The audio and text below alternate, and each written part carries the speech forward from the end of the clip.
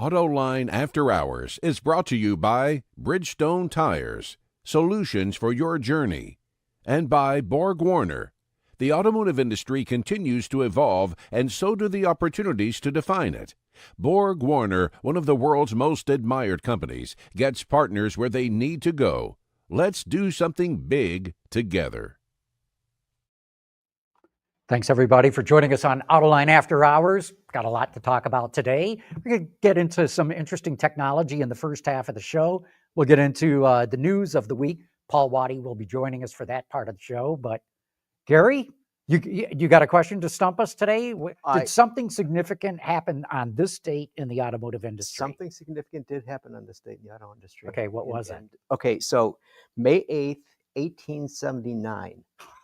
A patent was filed. The patent wasn't granted until 1895, but this patent had big significance on the development of the auto industry. Okay, I'll bet I know what it is. I know you know what it is. It's going to be the Selden patent. It is the Selden patent. So most people don't know this story. It's a great story that Selden, very visionary, predicted that the automobile was going to be developed because there was a lot of things going on, and he patented the automobile. And the U.S. Patent Office granted him that. Well, so he patented what he called, quote, road engine.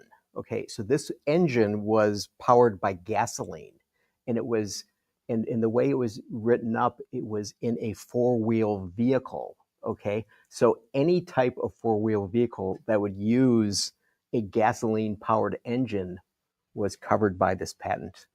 And so every manufacturer in the United States back then paid Selden a royalty. Right. And in fact, I want to say Rolls-Royce built cars in the United States back then. I think Renault, no, I'm getting off track. That was with Mac. Until Henry Ford came along and he said, the heck if I'm going to pay you any money for you. You didn't invent nothing. Right. So Selden established the Association of Licensed Automobile Manufacturers, and that was the organization that collected royalties. And so Ford just said, I'm suing you. So in 1911, Ford sued and won, and that basically busted the patent. The best part of the story is to prove that Selden's patent was no good. He forced Selden to build a car and to show the court that Selden had to show the court that it actually worked. It didn't work. In fact, there's a great picture of the car parked by the side of the curb with about a 3-foot geyser of steam shooting out of the radiator. And so that's how Selden lost the patent, because Henry forced him to build a car and he couldn't do it. Doesn't fit, must have quit. Yeah, that's right. So Huibert Verhoeven, Senior Vice President, Digital Cockpit at Harman, is sitting here wondering why the hell these two guys are talking about this. Yeah. It's kind of cool, though. That's really big. All right, so people might be wondering, I mentioned Harman, people might say, these guys have a guy who's going to come and talk about audio systems for 30 minutes? That's not what Harman is, right? Well, it is what Harman is. It would be cool, actually, to talk about it also, because, as you said, I think, Gary, most people know Harman and Harman Kardon and brand names for audio, and for really good audio, right? On the consumer side, and also in automotive, right? Mm-hmm. When you get into a car, it's very likely that one of those brands actually in branded audio is a Harman brand. And for us, that is tremendously important, right? We have customers who, for decades, come back to us every time to get better sound quality, better sound experiences, sound zones and all that. But what people don't see, and that's my business, is that we, for many of our car OEMs, we do the infotainment systems. We do the clusters. And in the future, also the ADAS systems. Those systems are typically not branded, so you wouldn't see a Harman label on it. But how you interact with that technology and the technology suite that you see, the hardware, and in many cases, the software, is what my group does. And I mean, so, okay, when you say, infotainment systems, Mm-hmm. software, people think, they have, it's easier to change stations or switch to a different media. But you guys, there's AI involved. Talk to us about some of the depth that you guys are getting to. Yeah, I think there's always AI involved these days, right? But I think we're actually genuine about it. So If you look at traditionally your car, the question was, do you have a better radio? And we go back and we made better radios. The question is, do you have a display? Is the display bigger? And yes, we make displays. We make really good displays. And certainly as part of Samsung, we have something very meaningful to say on displays. But for us, it's really the whole experience that it ties together, right? So we talk about in-cabin experience more than about the individual technologies. So when you go from your home, you get in your car, does it feel like there's continuity there, or do you have to adjust everything? Does a car anticipate what you want to do? Not just you get in and the seat goes back, right? Yeah, that's cool. But why would you have to have presets of everything? Why would a car not know where you're going? But also when you talk AI, you see more and more cars that come with like an avatar, right? And that tries to, Well, you see that in China. You don't You see do. it anywhere else. Well, so I just came back from Shanghai. So in China, you see the moving avatar. Yeah. And in Mandarin, though, it's what can I do for you today? And certainly you can say, hey, open the passenger left window. That's good. But what we are focusing on is more the empathetic side of AI. Can you really have a conversation, and can it actually get information, sometimes self-contained on the vehicle, right? Because you're not always connected. But can it also tie all these information sources together? Like a large language model can give you answers, sure, but it can also now have a dialogue. It's context aware, right? It may know that you're getting tired, and it can actually say, it can turn your air conditioning up or down. It can also say, hey, I suggest this and this. So at CES, what we showed actually was that context aware, empathetic AI, and people started thanking the avatar. And our avatar is Luna, and some people said, Luna, thank you. After like being in the car for 15 minutes, and it's like, this is kind of crazy. But it actually played out 5 times in a row with different customers. Different customer. I'm curious. Yeah. I can see where this is going over well in China, because Chinese customers seem to be totally into it. What about Europe, U.S., or other? German customers? Yeah. Yeah, German Really? customers. Americans too? Americans, yeah. I would say the Really? Germans tend to be a little bit more skeptical in general. Mm-hmm. But I was shocked, and it was business people, it was engineers, and it just happened. Okay, so let me read this description. So Harman Ready Care is an Yeah. AI-driven in-cabin monitoring system that tracks driver distraction, drowsiness, and stress levels using neuroscience, cameras, and radar. It offers real-time interventions like climate adjustments and soothing music while meeting stringent EU safety standards. So the Germans, it meets the standards. That's a mouthful, right? So I mean, so the camera's looking at you, and sensors are sensing you. I mean, Well, that was the first question probably 5 years or 10 years ago. Are people going to be nervous about cameras looking at them? But today, if you look at the overall safety systems of in cars, there are cameras that are driver-facing and occupant-facing cameras. In many cases, you can see them because they could be infrared cameras that are behind materials where you don't see it's a camera. In fact, some of our displays, right, our ready display products have the cameras behind the display. So you wouldn't even see the camera. But that camera can actually not just pick up, are you looking at me? Am I looking at the road? And sometimes you get like these warnings of, hey, you seem distracted. But it can tell your cognitive load. It can tell you, are you engaged in what you're seeing? Because you can clearly look out of the window and be completely spaced out. Mm-hmm. So it can do the cognitive load, and certainly you can couple that to intervention, right? More than just a pop-up window.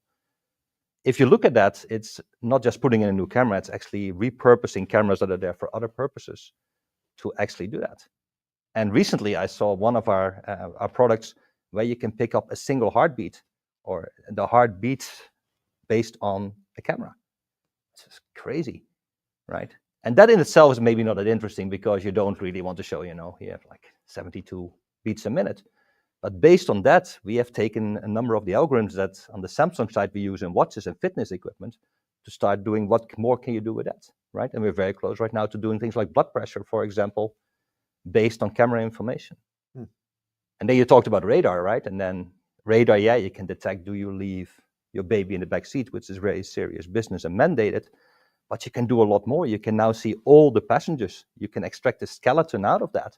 And you can see what 5 people are doing in the car. And you can adjust accordingly. Infotainment, air conditioning, whatever you want to do. And it's not just the hardware, right? It's not just the software. It is the AI algorithm behind it that extracts the information out of these sources that come out of different points in your vehicle. Well, you mentioned that Harman will get more involved in ADAS systems. And so when we get back to this heartbeat situation, I mean, okay, if you see it's 72 beats per minute, you say that's okay. If it's 0 beats per minute, you might want the car to do something. Yeah, you may first want to make sure it's actually not an issue with the measurement system, sure, but Right.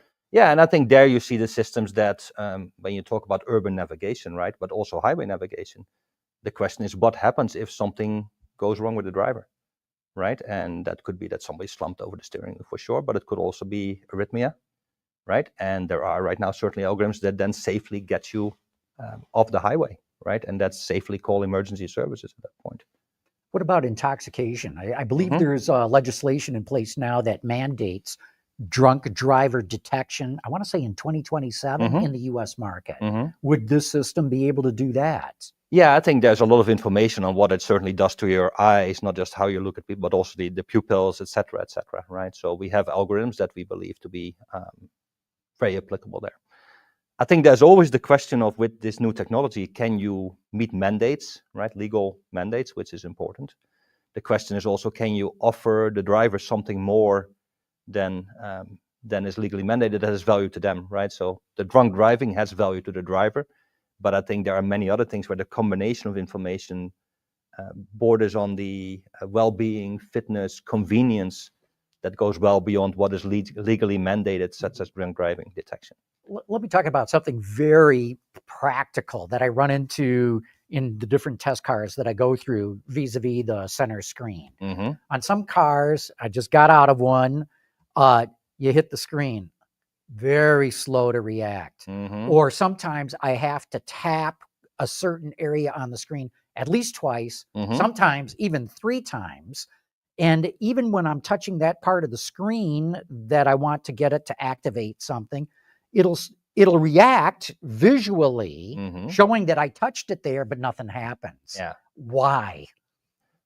Why? There are many whys actually that go into a good screen. Seems easy, right? Mm-hmm. Right. And it's not. And a good touchscreen is actually tremendously harder. I would say I've seen some cases where people build bad touchscreens or screens that were poorly integrated into a vehicle, where things like EMI and EMC, which is the emission of everything else in the car, starts impacting the touch functionality. And maybe not to go too technical, but touch generally is a capacitive sensor of a very small signal. So if you have like radio things that start coupling into that, you can get very unpredictable behavior. So you found some screens where you knew what you had to do to work around it, which is super annoying. But there are also situations where you get something that becomes context sensitive or unpredictable. Could it also be the microprocessor that's driving the whole thing? Then, and a good processor is going to really, Sure. yeah, okay, yes. No, and I think then it gets really interesting, because if you look at a modern vehicle, it becomes a little unpredictable what is really running on these infotainment systems, because we also enable an app store, so you can download now applications. So the question is which applications runs, and if your system is undersized and people start downloading all kinds of apps, what does it do to performance? So as much as we talk about consumer experiences, we always talk about consumer experiences automotive grade, because you're still driving and that thing still needs to work, right? Another practical thing. So many times I'm driving down the road and I want to touch some part of the center touch screen, but the road's bumpy and it's hard to hit the exact spot. What are you guys doing about that? I think it turns out that OEMs have very distinct opinions. Not too long ago, some OEMs would say, I don't want a touchscreen. It was as simple as, I don't want fingerprints on my screen. I think everybody has gotten over that, right? So we have some customers who say, hey, give me a touchscreen, because some customers like it, some drivers like it, but also give me a secondary control mechanism, right? So some of the German cars, you see also the ability to have a button or to have something that controls the screen. And I think that's a very personal choice. On the touchscreen side, I think there is the fact that the screens have become better and they anticipate more where the actual buttons in the touch zones are. You have haptics where it gives you at least the feedback, are you touching something? And I would also say there's a generational aspect. I think my 18-year-old has no issues with compensating somehow for movements on the car to still hit the touchscreen. So technology is getting better. I think if it's really a bumpy road, I think a secondary control thing might work. A voice is becoming more and more a modality where it has been in cars for 20 years, but the last couple of years, also because these systems are now coupled between on-car as well as cloud-based, you can actually say, navigate me to something without having to hit the navigation thing and the typing in an address, right? One of the issues that the auto industry has faced for a long time is the criticism that whereas consumer electronics rapidly change, that vehicles change at a glacial pace, right? A long time. Now, you guys have developed something called the Ready Upgrade domain controller that allows the OEM to refresh the hardware every 24 months. Explain this to me. Explain that. Yeah, that sounded kind of crazy, right? It's like, why would you do that? You're absolutely right. It's not just when you buy a car that at that point the hardware is fixed traditionally, but also the hardware you see was developed 4 years earlier, right? Because of the traditional qualification cycles, etc. So now you get from the get-go a 4-year-old system. So you can over-provision that and get the fastest processor that you can find and pay for that, right? But still, it's an old system. So what can you do about it? Well, you can buy a new car, right? That's a solution. Simple. It's a simple solution. But we came up with this idea of why would the hardware be completely different in every generation? Why couldn't you standardize with a future-proof connector the type of signals that you get into the box? Why couldn't you have software that is actually compatible on those different boxes at different performance levels? And why would you not be able to take a box out at the dealer? You could go as far as saying even the driver could take it out. But why wouldn't you be able to do that to get to a fundamentally higher performance level 2 or 3 years in? So it's kind of the midlife upgrade that today OEMs do to their vehicles. But here it's something where you can upgrade the whole brain of the thing in a matter of minutes. So this would be a plug-and-play screen? Absolutely. Well, the screen actually stays the same. Okay, but it's the guts of it. The guts of it that drives it. There have been thoughts also about could you replace the screens? And when you look at some of the screens today that are more the screens that are this slab, you could think about systems certainly that could also update display technology. Mm-hmm.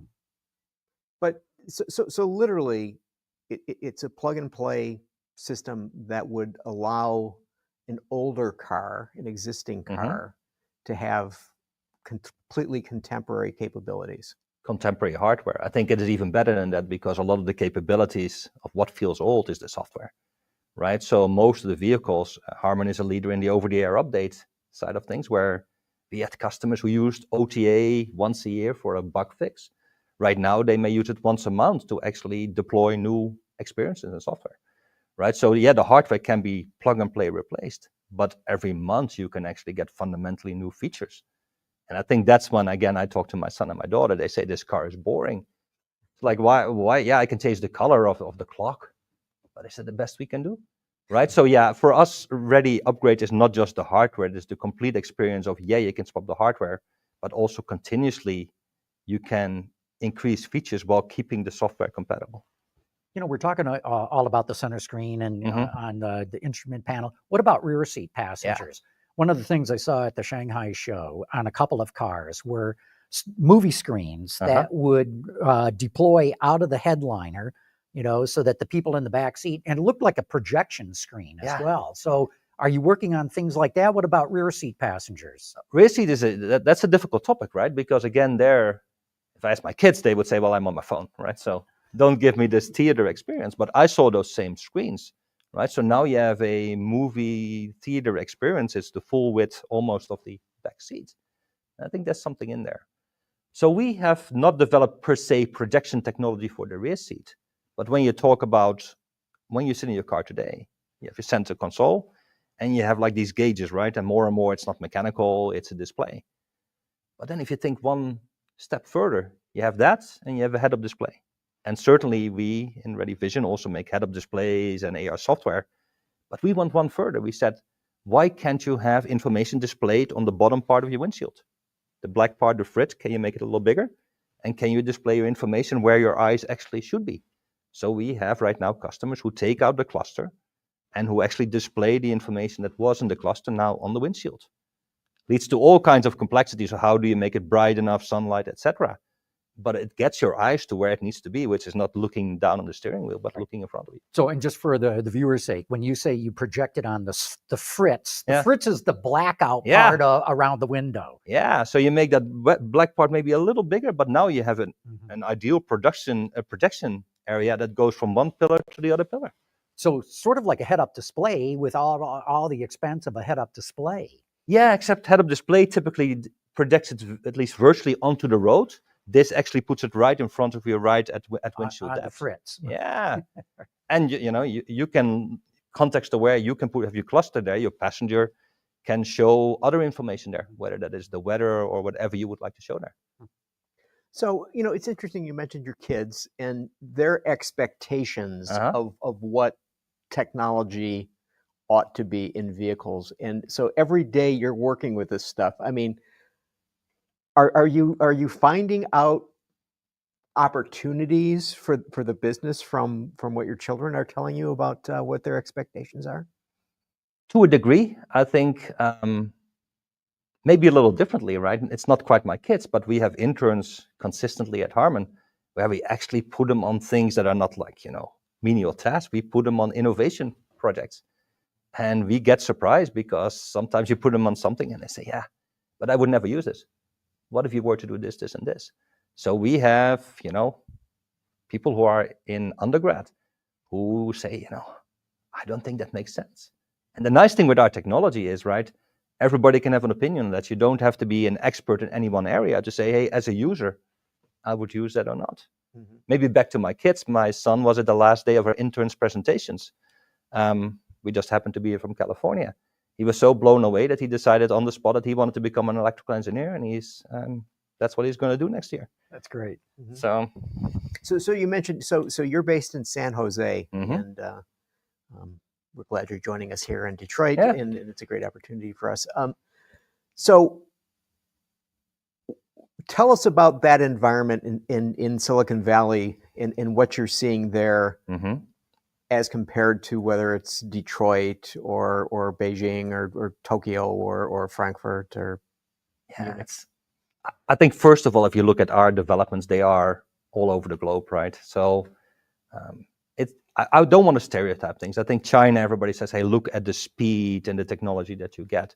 I would say being in Silicon Valley, and I've been there for over 25 years, what is interesting is that people are willing to try something, and people are willing to take technology that came out of one area and say, okay, but maybe I could do something with it.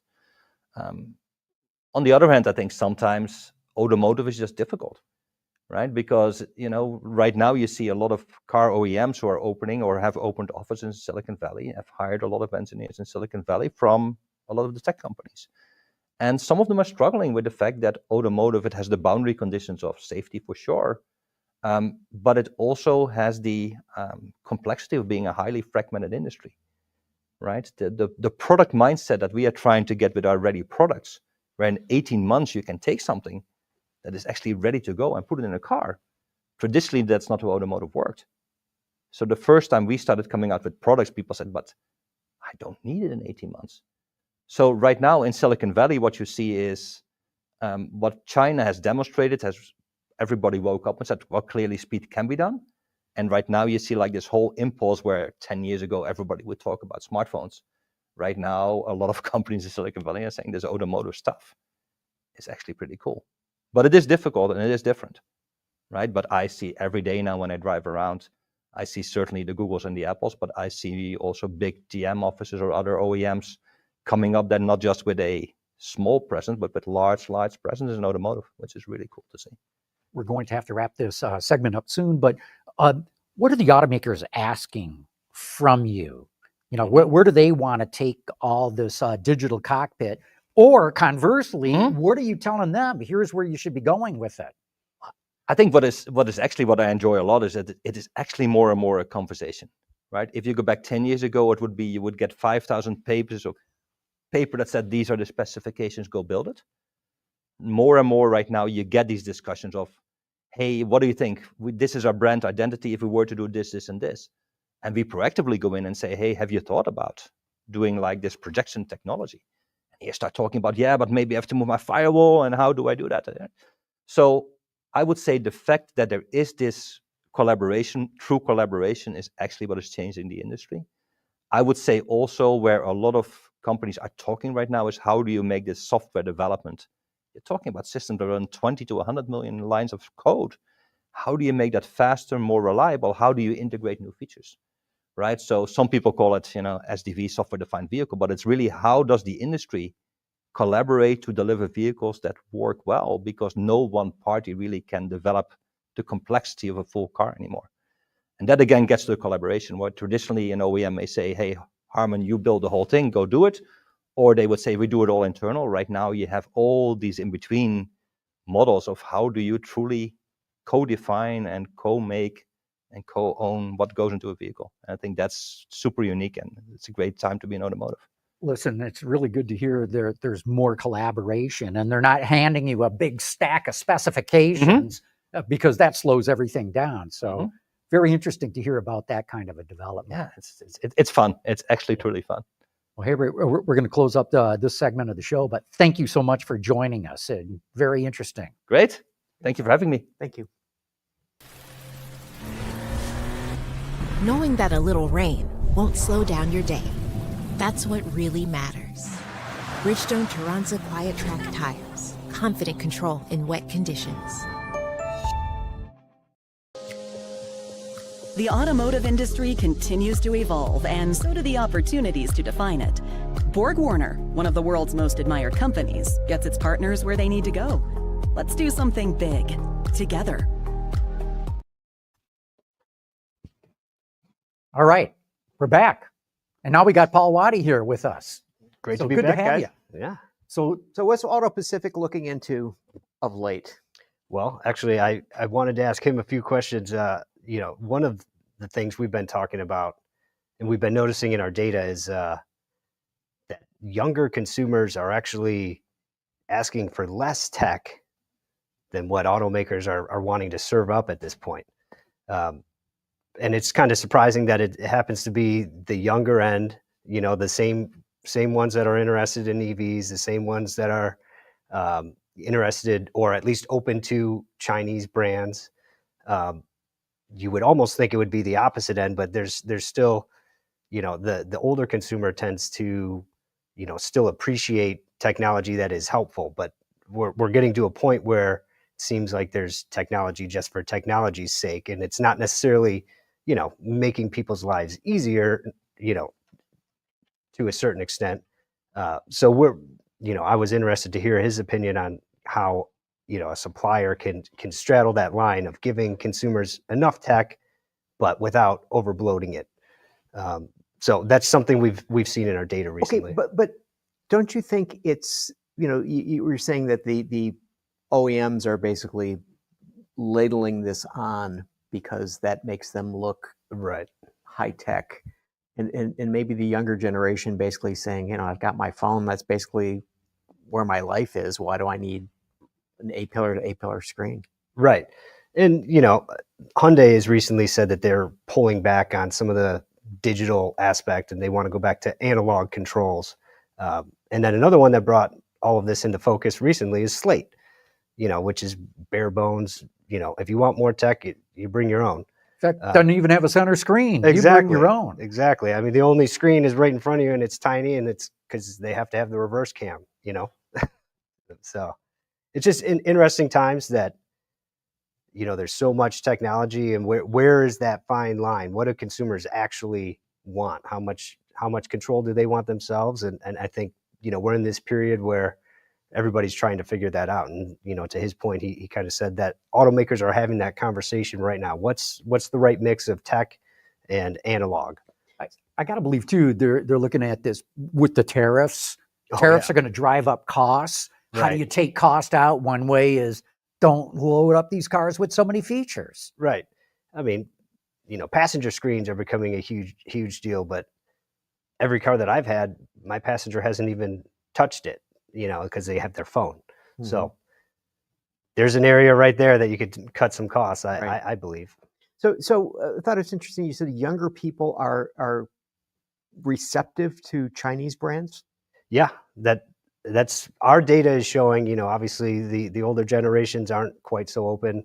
My generation's kind of in between, but the kids that grew up on TikTok and they're much more open to global brands, and particularly Chinese. Plus, they're probably more aware of Chinese cars that are out there, the features they got, and especially the prices. Right. And I believe even older Americans, or whether it's in Europe or other places too, when offered a car with all the features they want at a price that is significantly lower than they can get from any other traditional automaker, they're going to be interested in Chinese brands too. Right. And to your point, it's awareness, because they're seeing more of this in their everyday life. And, someone who isn't on TikTok or, in social media all the time might not be seeing the latest and greatest all the time. Mm. Hey, speaking of the tariffs, there's about at least 11 brands that I've identified that I think are seriously threatened by the tariffs because they have zero manufacturing in the U.S. Have you guys been looking into this and what they might be doing? Or I'd love to get your insight on it. Yeah, I mean, it's kind of hard to believe, like Audi is one in particular that, there's been discussions about bringing their Q lines, the SUVs to the U.S. somehow. The fact of the matter is that these things don't happen overnight. So, and do we know if these tariffs are going to last forever? Is it, right now that's how it seems. But BMW came out this week and said they think, at least for BMW, not for the EU, this is going to get resolved by July. Wow. Which I thought was quite a bold prediction. Yeah, and this is perhaps why the European Union just came out with a 95 billion euro countermeasure package in response to U.S. tariffs on European goods. I mean, they just announced this, and it's just like they're getting ready. And it seems that you're having these countries are saying, no, it's going to last. It's not going to be it's going to last, right? I think that's what you have to assume right now. But yeah. You mentioned Audi. I'll rattle off some of the other names. Alfa Romeo, zero U.S. presence. Fiat, which I'm not even sure it's going to survive in the U.S. market with or without tariffs. Maserati, Porsche. What's Porsche going to do? Mitsubishi, Mini, Aston Martin, Jaguar Land Rover. And then, you get into some of the highly specialized McLaren and right. And brands like that. We did learn certain things. Automotive News had an interesting report that Mitsubishi is going to get a version of the Nissan Leaf. The Leaf is made in Tennessee. We had also reports this week that Audi is looking at building some vehicles at the Volkswagen plant in Chattanooga, getting some portion of the Scout production, the Scout plants being built. And then they said a third facility too. And that got me thinking, what could it be? And then I wondered, well, Volkswagen Group, of which Audi is a part, has got this deal going with Rivian. Rivian's building a humongous new plant in Georgia. It's going to take them a long time to fill that. Can Audi get production there? That certainly seems like a good scenario for both of them, because Rivian, I feel that they would struggle to fill that capacity anytime in the near future. Not that it's not possible, but they have to be looking at business side of it. Well, how are we going to make the most out of this? How are we going to make the most out of these jobs that we promised?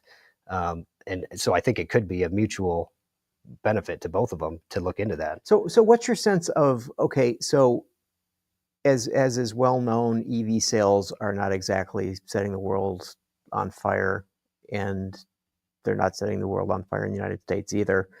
That, okay, Rivian builds another plant to build what? More electric vehicles. Do you think this would be a case where Audi might say, well, we've got a line of electric vehicles and maybe we got to build them there? Or would they build ICE vehicles there?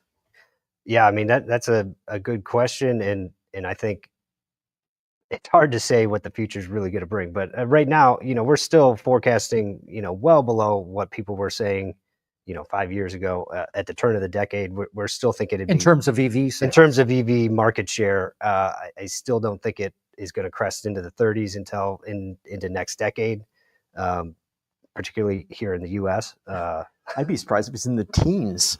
Well, yeah, and especially because more automakers are talking about hybrids now. And again, that's come back into the forefront. Another interesting thing, Mitsubishi has got a deal with Foxconn now.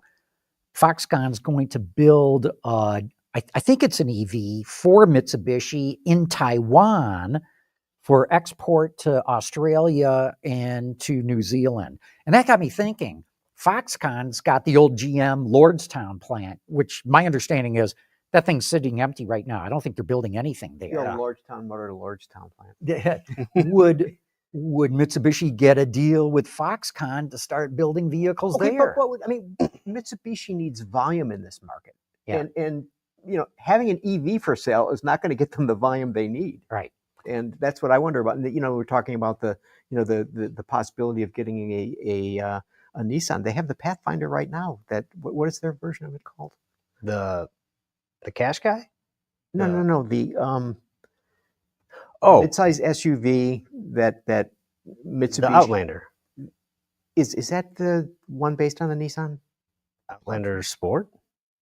I thought it's Could be, Outlander. but I mean, it's just like it's Yeah, they have the plug-in hybrid version of it. It's the identical car. I mean, and so they're already got to deal with them. Yeah, well, look, I think Mitsubishi only sold like 66,000 vehicles in the U.S. last year. That's, I mean, you can't run a plant on 66,000, but I gotta believe that the Lordstown plant phone is ringing. There's gotta be somebody talking to them to say, hey, we need U.S. capacity ASAP. Is there anybody in the plant that's answering the phone? Well, they opened up space for Fisker, and you know how that worked out. Yeah, exactly. But Paul, how do you think that these automakers that have either zero U.S. manufacturing presence or brands that are part of bigger companies? I'm thinking of Infiniti as being part of Nissan, Lexus being part of Toyota. Minimal U.S. manufacturing footprints there. How do you think they might deal with all this? I think we're going to see soon, but like Ford, they just said what they were going to do with their Mexican-built products. I feel like they set a precedent there. To be honest, I think it was a good move on their part to do it early. It's reflecting honest pricing, at least for the moment. We're going to see a lot of dealer tactics. There's finance tactics that they can use to try and increase some margins, trim level shuffling. Porsche has also said that they're just going to make their cars more expensive if they're going to continue to sell them here. And unfortunately, I think that's the reality of what's going to happen. Is that the consumer is going to get the butt end of it. It's going to catch up. All of them are going to fall into line somehow. It's an unsustainable scenario the way that it is now. And like we talked about, those massive plants take years to build, and that's not going to help in the short term. So, there's got to be something else that's going to have to happen in between now. And if they are thinking of doing a plant, what are they going to do in the meantime? They have to raise the price to stay alive.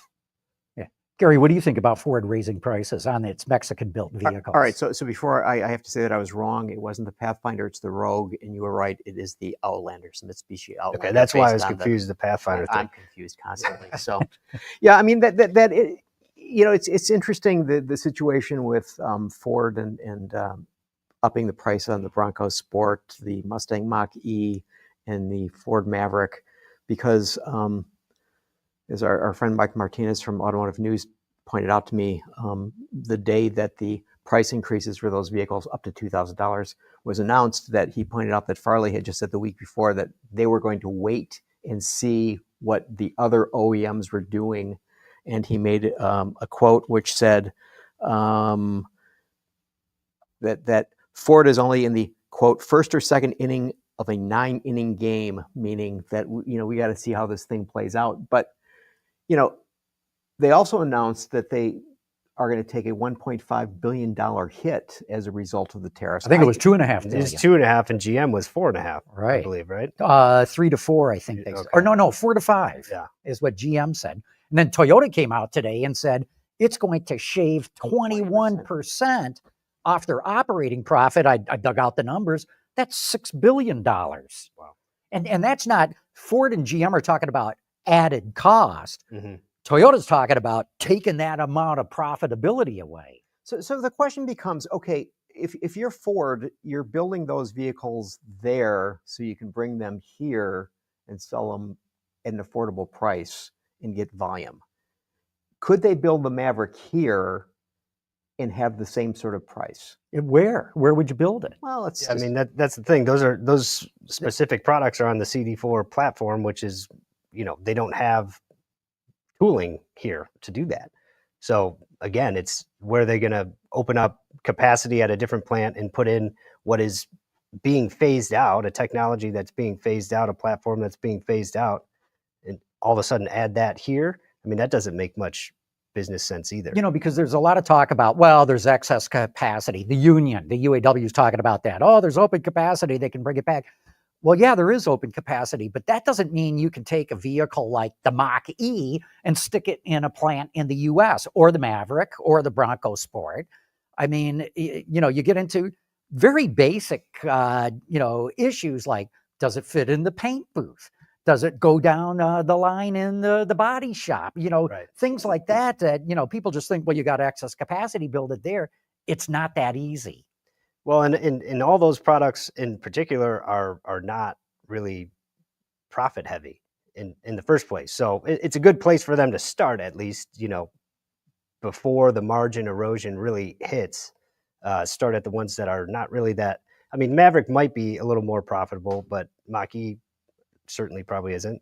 No, they lose money on the Mach-E. Yeah, so we all know that. So they're not saying they have little exposure to other markets because they do build a lot here, which is good for them. Obviously, there's still parts that come in, but I think it's a good way for them to stay ahead. They're also telling investors that, hey, we're taking this seriously, and we're not going to let this just eat away at everything yet.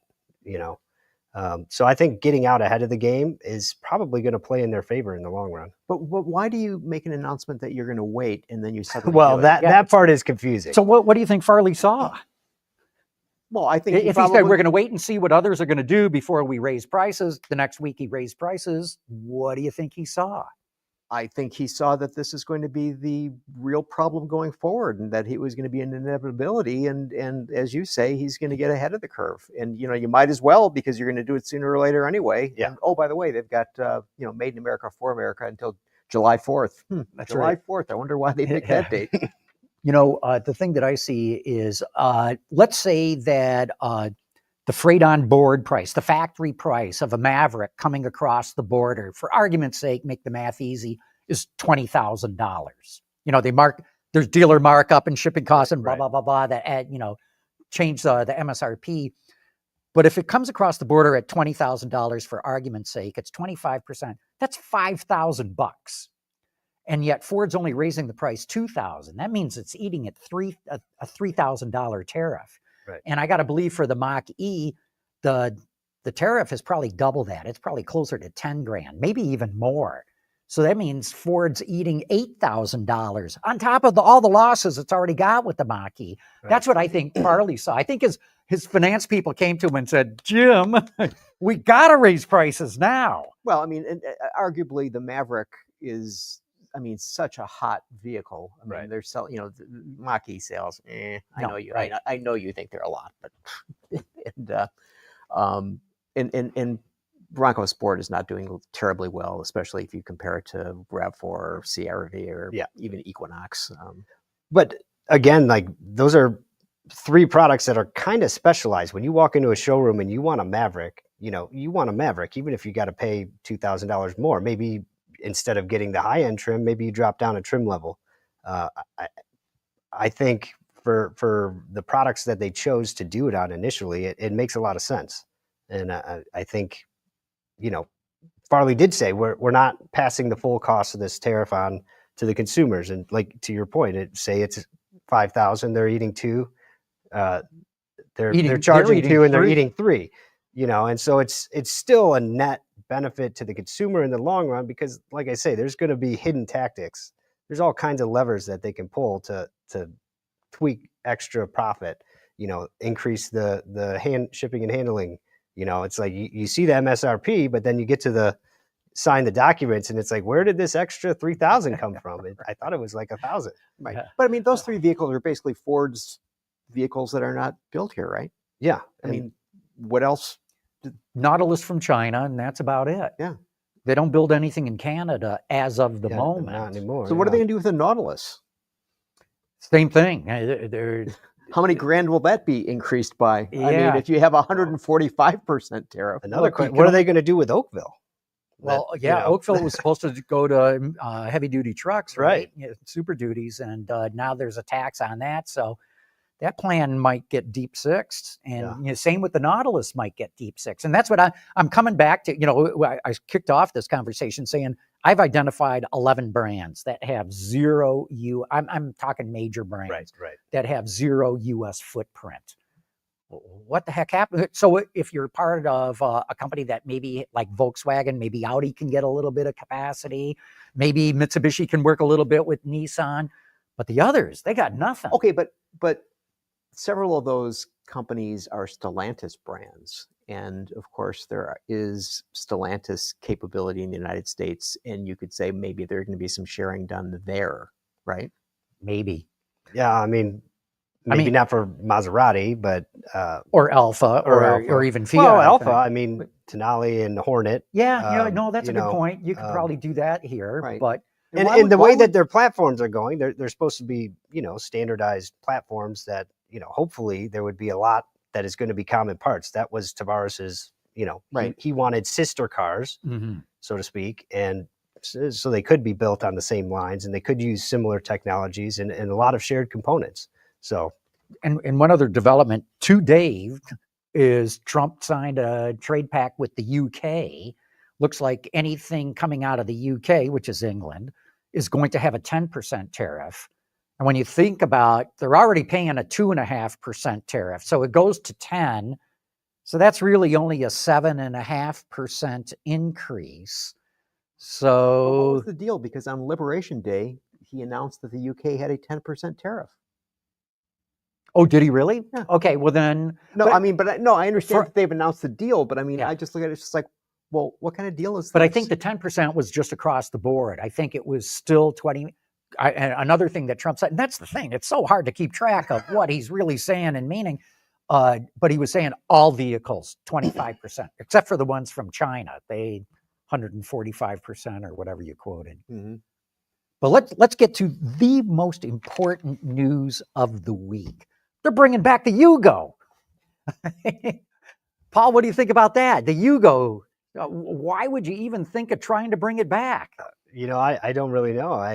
I didn't even know that happened. I'm sorry. No, that news broke today or late last night. So obviously, there at Auto Pacific, you guys are like burning the midnight oil, going, when is Yugo going to come back? Exactly. Yeah. I've been waiting for this. You better factor that in. Let's start researching the hell out of this. It's going to happen. Gary, what do you think? Yugo.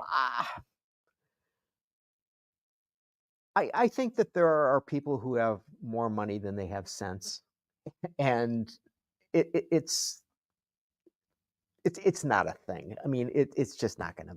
Who's behind it? It's some Serbian, because remember the Yugo based in Serbia, the former Yugoslavia. Some investors got the money, or allegedly have got the money together. They're working with former Yugo engineers, and they're coming up with this little electric hatchback. Very modest. It's got like a 40 kilowatt hour battery pack, 0 to 60 in 12 seconds, but priced under 15,000 euros. So I bet if we looked, there's probably like a dozen companies in Europe that have that exact same vehicle that we have never heard of before and will never hear of, period. Look, the only reason we know about this is because they're using the Yugo name. All right, if they had called it something else, we wouldn't even be talking about it. So what if somebody announced that they're going to have the Trabant and bring it here? I think that would be more successful. See, nobody in the U.S. knows what the Trabant is. We know, but the public has no idea. Everybody in the U.S. heard about the Yugo. Remember the one that blew off the? And that's the only reason they heard of it. It flew off the Mackinac Bridge. How did they even get the rights to the name? Is there somebody connected with it that was? Who knows? Maybe there was. Maybe the name had been dropped. I don't know. That's a good question. I don't know how they got the name. They probably got it for pennies. Right. Yeah. Highly valuable brand. Well, going back to Ford, I thought it was interesting. And we've talked about Ford Pro before, and apparently at the shareholder meeting, Jim Farley announced that they're going to keep Ford Pro. So And- Ford Pro, just for those who don't know, that's the commercial truck and van part of Ford Motor Company. Right. So then rather than spinning it off and have it as a standalone, that no, we're going to keep it. And, it occurs to me that questions like that come up caused by something. There's a little bit of sand that turns into the pearl. And I'm just wondering what that little bit of sand might be in this case. Got any sense, Paul? I mean, Ford Pro is definitely a profit driver for them, and there's been so much development in the software capabilities that they're trying to bring in to the fleet customers. I don't know why they would want to spin it off, to be honest, but I don't think they would. I mean, when you look at their first quarter earnings, which they reported this week, I mean, virtually 100, well, not 100%, but like 90% of all the profits that Ford reported came from Ford Pro. Yeah. Their ICE operations, what do they call that? Ford Blue? Yeah. It barely made any money at all. The EV stuff lost, well, actually, they made some improvement. It didn't lose as much. So that's saying something. And then Ford Finance kicked in some money for the bottom line too. But Ford Pro is the profit engine at the Ford Motor Company. So, right so now. would it not be more valuable to investors were it to stand alone versus having these other parts of the business that aren't doing as well? The only way that would benefit shareholders is if Ford spun it off, and as a existing Ford shareholder, you got stock in the new Ford Pro. But I think it's going to be very difficult to spin it off because, the way it works, Ford Blue actually sells all the trucks and vans that Ford Pro sells to Ford Pro. Ford Pro has to buy the cars and trucks. This is how the internal financing works at Ford Motor Company. They have to buy those vehicles and then they sell them. So, which is where the big markup is. But so how do you, I guess you could spin it off, but if I'm a shareholder, what becomes of Ford Motor Company Well, if you yeah. spin off its most profitable operation? I mean, you just mentioned all those profits and where they came from. I mean, what's going to buoy the regular company if not for Ford Pro?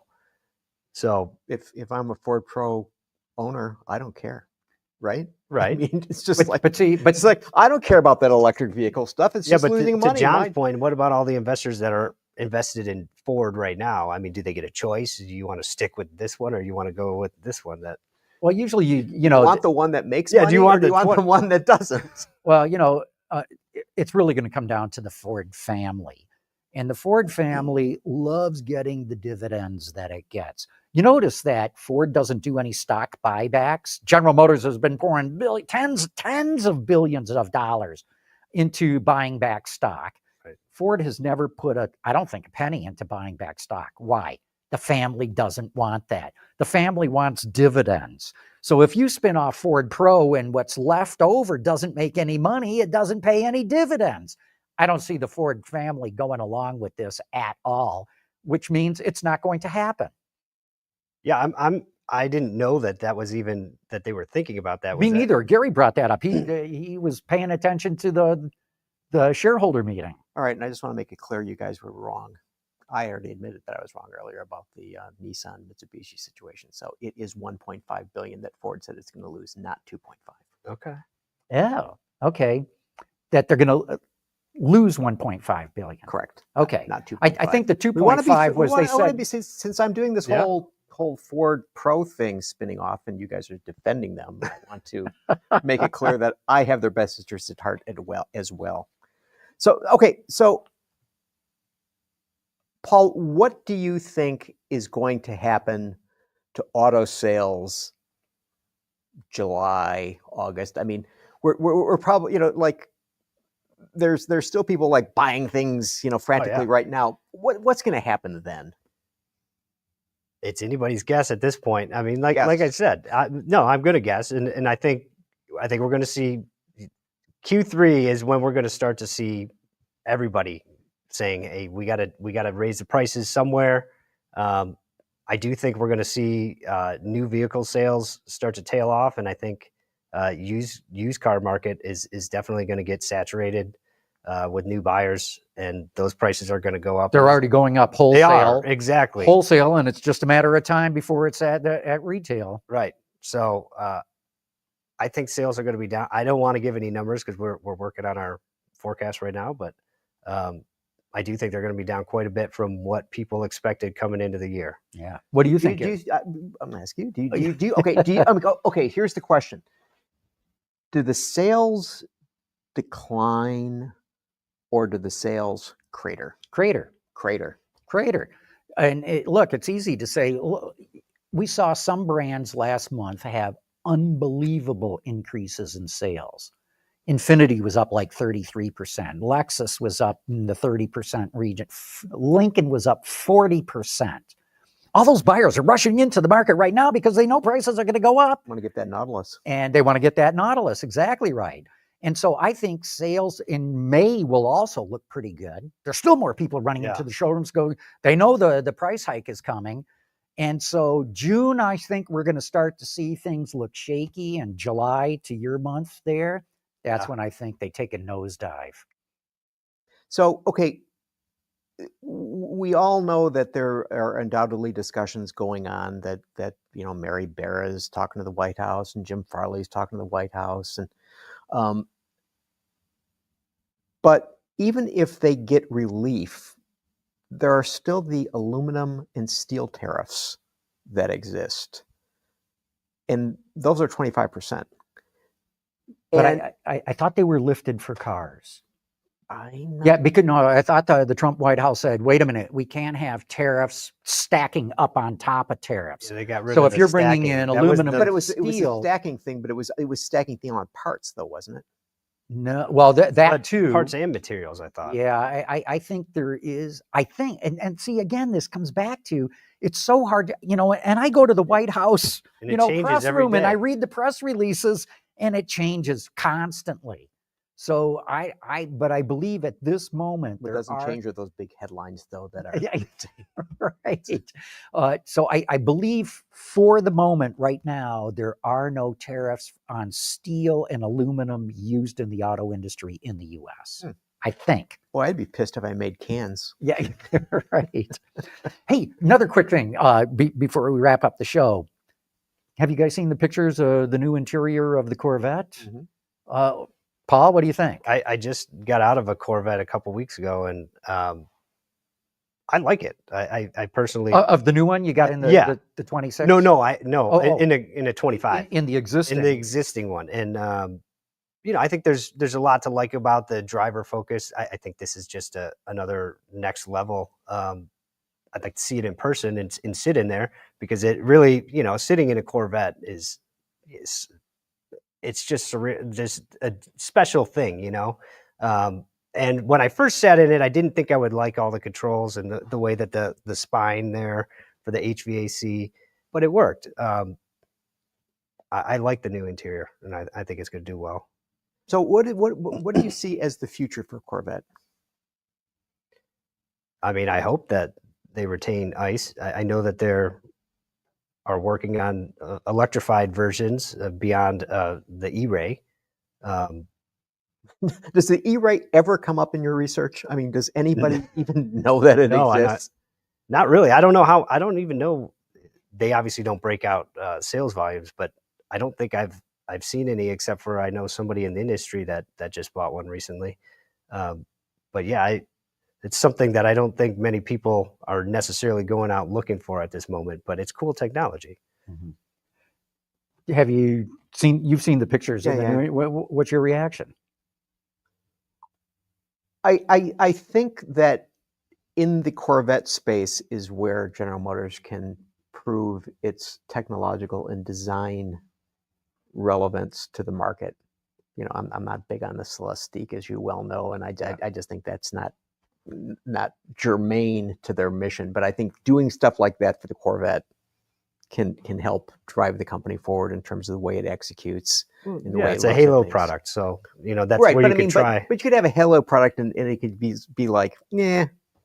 But this, I mean, you can tell that there is, a level of commitment and passion by the people who get that assignment, right? If you're a designer and you get on the Corvette team, that's something special. If you Right. get on fill in the blank, and there are many of them, it's just like, that's nice, but The thing that I liked about it is, you mentioned there's sort of a grab handle spine on the center console Right. that it had a whole bunch of switches on it. Mhm. A lot of people hated that. It's gone. Yeah. There was sort of like a little flip up flap thing on the center console. If you opened it up, you could drop your keys in there. There was a cup holders. Now there's just sort of molded in cup holders. But everything, it's got nice bezels on it. It's got a nice Corvette logo at the bottom of it. There's French seams and a lot of stitching everywhere. They're really emphasizing craftsmanship, which is a puzzle why they didn't do this from the get-go. They were probably doing things to a budget and realized, if Corvettes are starting to get up into prices in the $150,000, $180,000 range when you're in Z01s and Z06s and all that sort of thing, it's got to look like it costs that much. okay, but don't you think that for the C8 they basically said, hey, we want to make this, we got to do something for the cockpit and make it like a cockpit rather than something that is like a fine coach built execution, right? We want to make this like a fighter jet. And because you're saying when you sit in a Corvette, it's a different feeling, Right. It's not, you sit in a car, you're enveloped in this thing. Yeah.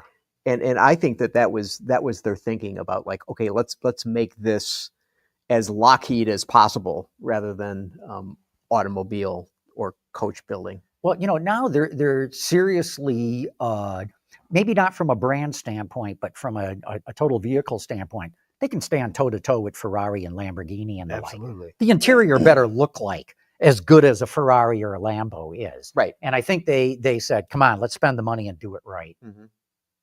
And to your point, they may have had elements of this new design in mind from the beginning, but budget obviously comes into play, and you always got to have something next. And so this is kind of their mid-cycle. That's a really good point. Maybe that was part of it.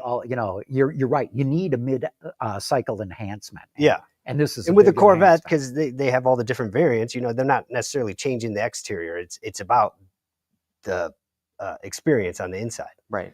That really matters, especially to a Corvette driver. Right. So, well, and you got to think that, when they went to the mid-engine, that they had to fight that battle, and they probably didn't want to have to fight a battle of, gee, that's really a sophisticated interior that you have there. That's not a Corvette at all. Yeah. right. Any other burning thing, or should we wrap it up? Should wrap it up. We're going to wrap it up. Paul, thanks so much for being on the show. Absolutely. Always good to have you here. Thank Gary? you for having me. We'll keep on doing it. Want to thank all of you for having tuned in. Autoline After Hours is brought to you by Bridgestone Tires, solutions for your journey, and by Borg Warner. The automotive industry continues to evolve, and so do the opportunities to define it. Borg Warner, one of the world's most admired companies, gets partners where they need to go. Let's do something big together.